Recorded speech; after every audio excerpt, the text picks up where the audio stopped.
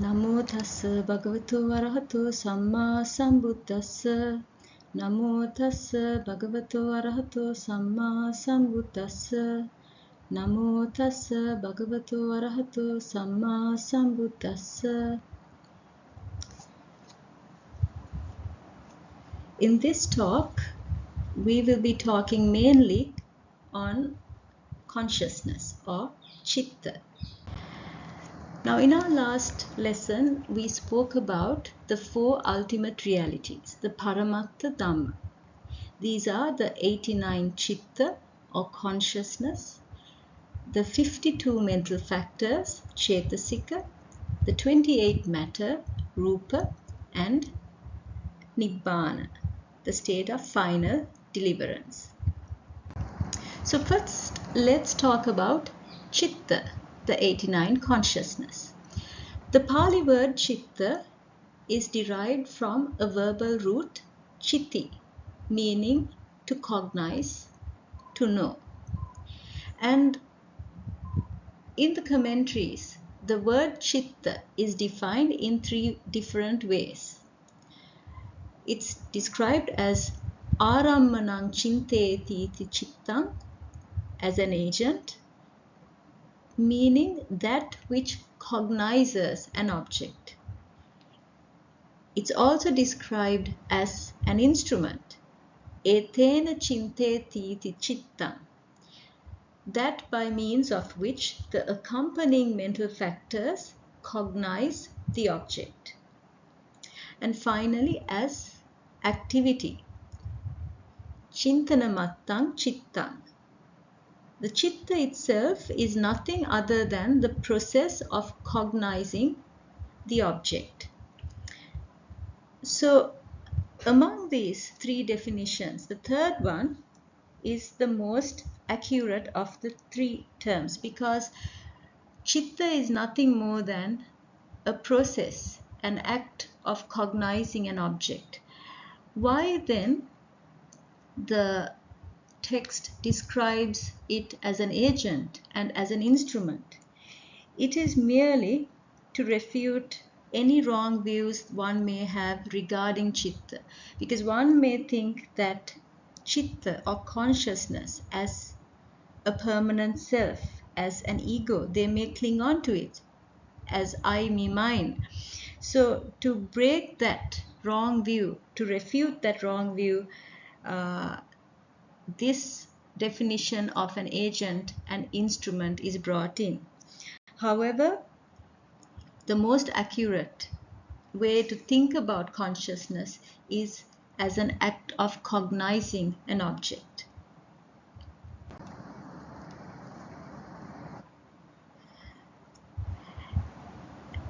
And of course, we must remember, when you think ordinarily about the consciousness is not one continuous Citta, it's not one continuous consciousness, but rather momentarily there are multiple consciousness arising and passing away from moment to moment at a very quick succession, one after the other. You find the consciousness arising and passing away without any pauses, without any breaks in between.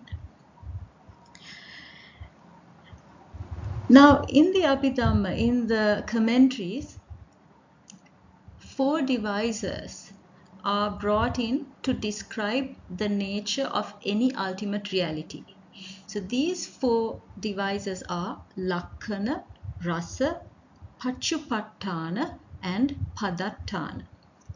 Lakkana refers to a certain characteristic, the salient quality of that particular ultimate reality, of that particular phenomenon. Rasa means its function, its performance of a particular task, kiccha, or its achievement of a goal, sampatti. Paccupatthana is how it manifests, the way it presents itself within one's experience. And finally, Padatthana, its proximate cause, is the principal condition upon which it depends.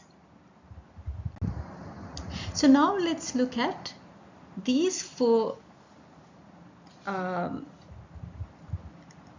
definitions, or these four methods of describing Citta and how we need to understand Citta. So what is the characteristic, what is the lakkhana of consciousness? It is vijanana. It is the knowing of an object. So the main characteristic of the mind is to know the object. Its function, rasa, is to be the forerunner of the mental factors that arises together with the consciousness. Now, you must remember, a consciousness never arises in isolation. It always arises together with mental factors. However, the consciousness is the forerunner. It is like the leader.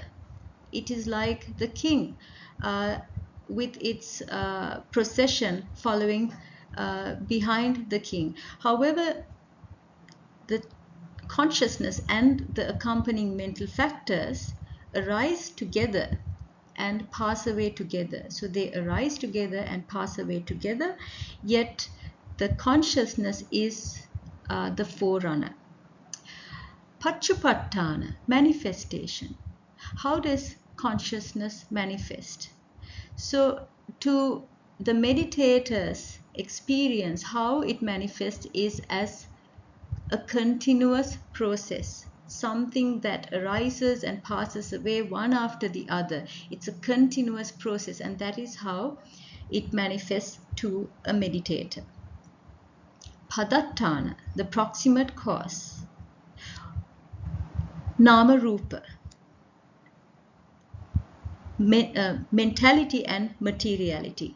Now, why is Nama Rupa, or mental and material factors, are brought in as the proximate cause? It is because consciousness cannot exist on its own. It cannot arise alone in the complete absence of mental factors and material phenomena. So it depends on mental factors for its arising, and not in all instances, but at certain instances it also depends on material phenomena for its arising. So the proximate cause is taken as Nama Rupa.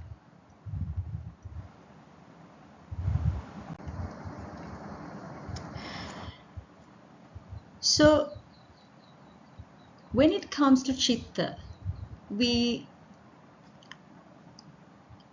talk about 89 different consciousness, and these 89 consciousness can be classified in various methods. One such method is by way of the planes of existence, or bhumi. Another method is based on jati, its nature or its kind. So we will first look at the classification of consciousness based on the four different planes of existence. So first we get the Kamavachara plane, the sense sphere plane of existence, and there are 54 consciousness. Next we get the Rupavachara, the fine material sphere, and there are 15 such Citta. We next get the Arupavachara, the immaterial sphere, and there are 12 Citta. And finally, the supramundane, or the Lokuttara Bhumi, classifies 8 Citta.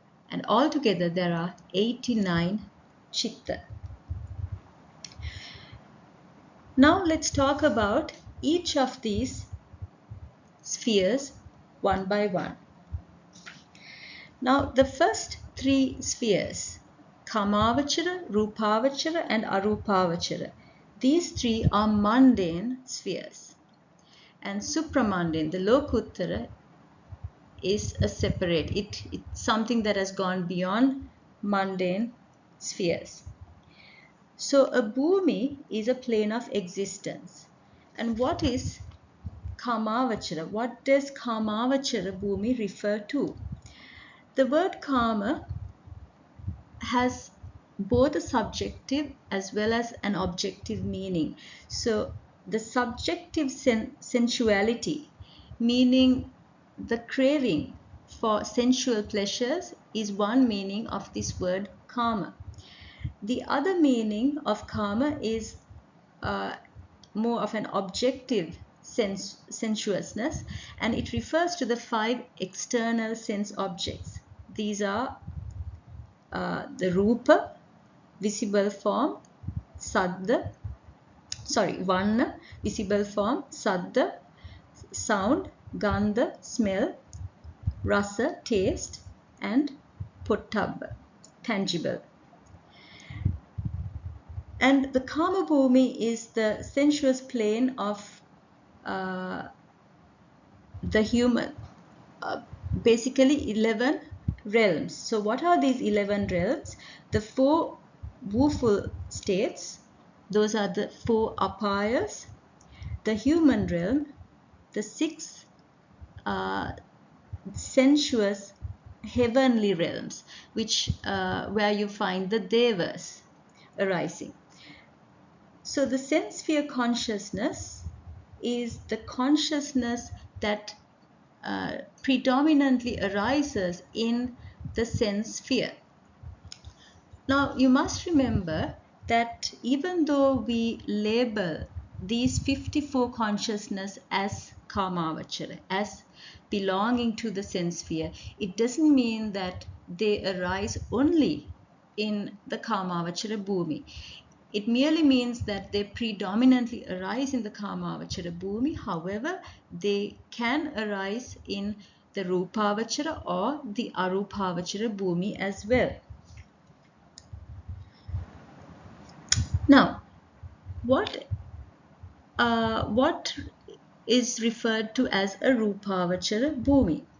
So the Rupa Bhumi refers to a plane of consciousness pertaining to a person who is born in a plane after meditating and developing Rupa Jhana. So if an individual meditates and develops absorption jhanas which are pertaining to the Rupa Jhana, then they have the ability of being born in the Rupa Bhumi.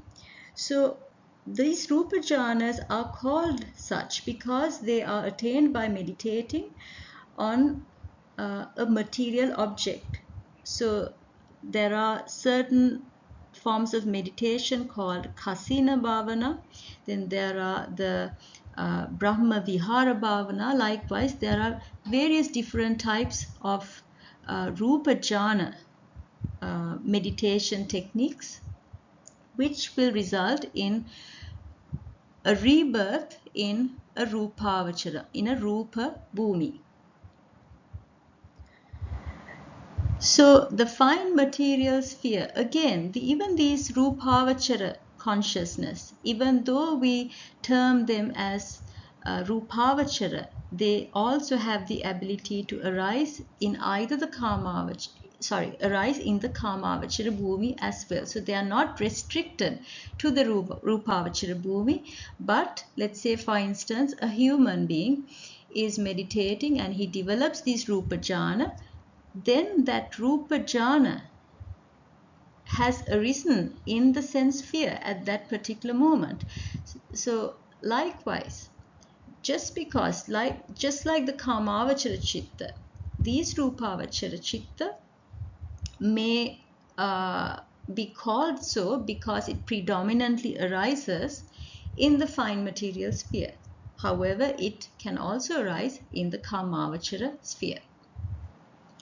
And finally, we go to the Arupavachara Bhumi. Now, the Arupavachara refers to those who are born in the Arupa Bhumi following development of Arupa Jhana. So, how does one acquire an Arupa Jhana? So, in order to acquire an arupa jhana, one first needs to acquire rupa jhana. So once they master the rupa jhana by meditating on material form, they will begin to focus on the non-material objects. So for instance, there is a jhana which is called akasananchayatana, and that the object of that form of meditation is infinite space. So they give up the meditation on material form and starts to focus on the non-material objects, and that is how they develop the immaterial jhanas. So once a person develops such arupavachara jhanas, they are able to be reborn in the arupa bhumi, or the immaterial spheres.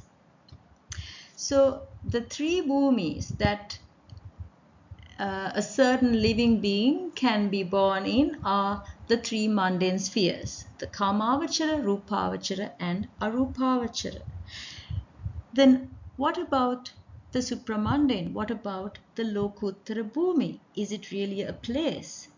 No, the lokuttara bhumi is not a place. It merely refers to the ultimate realities that are called lokuttara.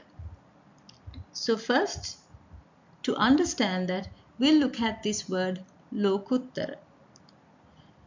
The word lokuttara is formed by the combination of two words, loka plus uttara. Loka meaning world, uttara meaning beyond. So going beyond the world, or transcending beyond the world, is what lokuttara means. So it's going beyond mundane things and it is becoming supramundane, is what the word lokuttara means. So when a certain individual develops the mind and starts to see things as they really should be seen, when the individual starts to experience things as they really are, their wisdom develops to such an extent that they are able to transcend the world of these conditional things and realize nibbana, which is also called the unconditioned element. And all of these dhammas, the 8 consciousness that we term as supramundane, the mental factors that are associated with it, and nibbana, all of these are called lokuttara because they are beyond everything that is mundane, everything that is conditioned.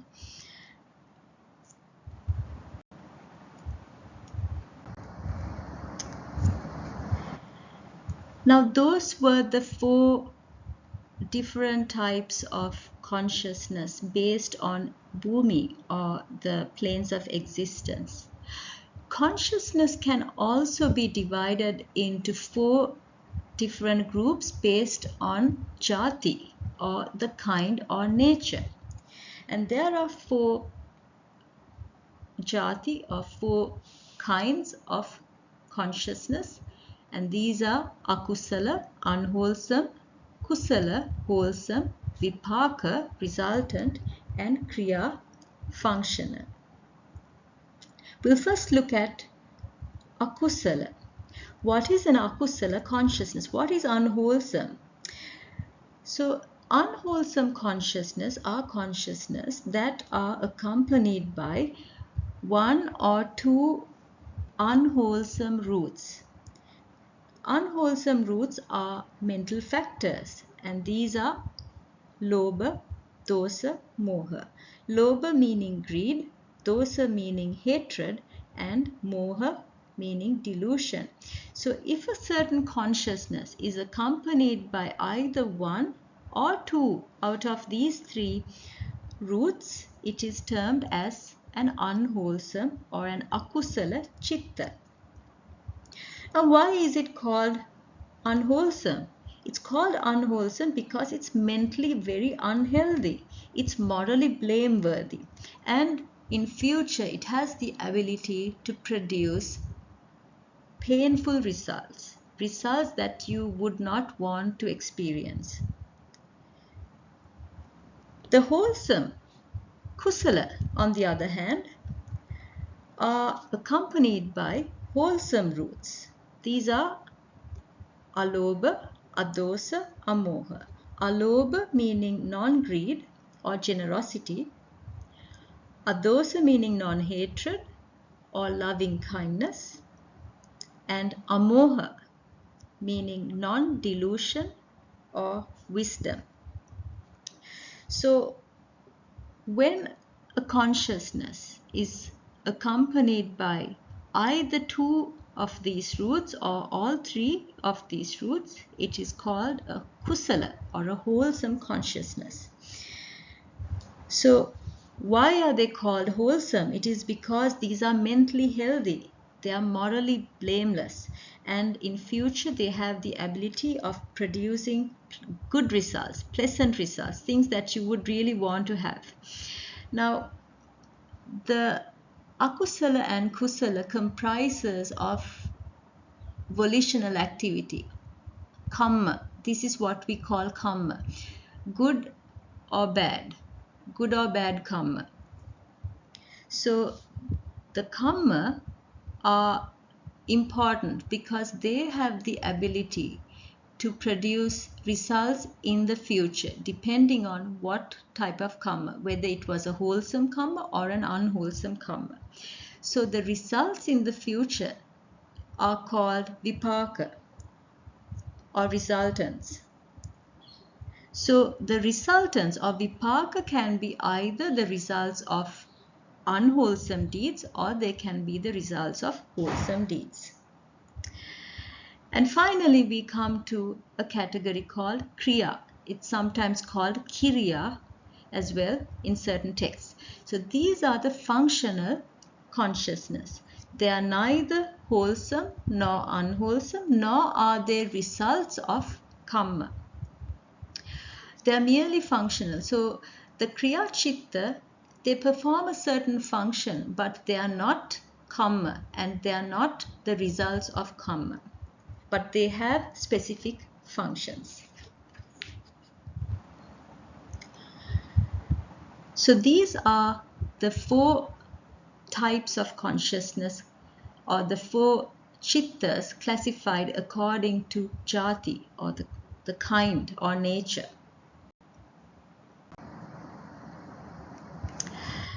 So the 89 chitta, we said that there are 54 kamavachara or sense sphere consciousness.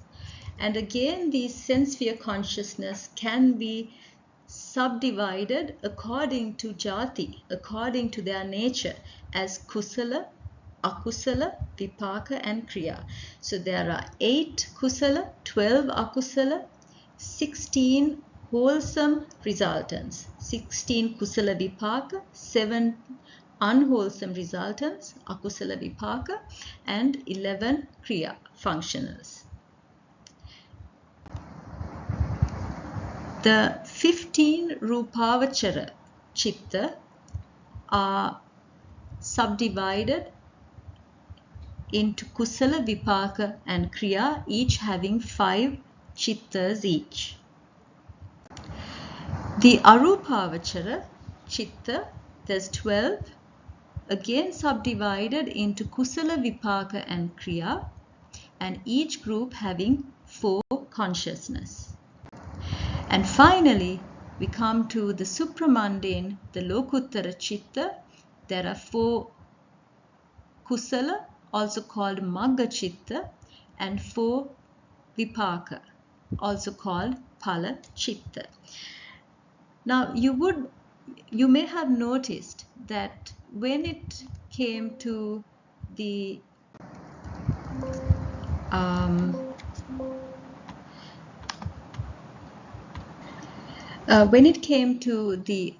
Rupavachara, Arupavachara and Lokuttara Citta, there were no akusala, and that is because akusala are exclusively mundane, exclusively kamavachara. So they are kamavachara citta, and you don't classify akusala under rupavachara, arupavachara or lokuttara.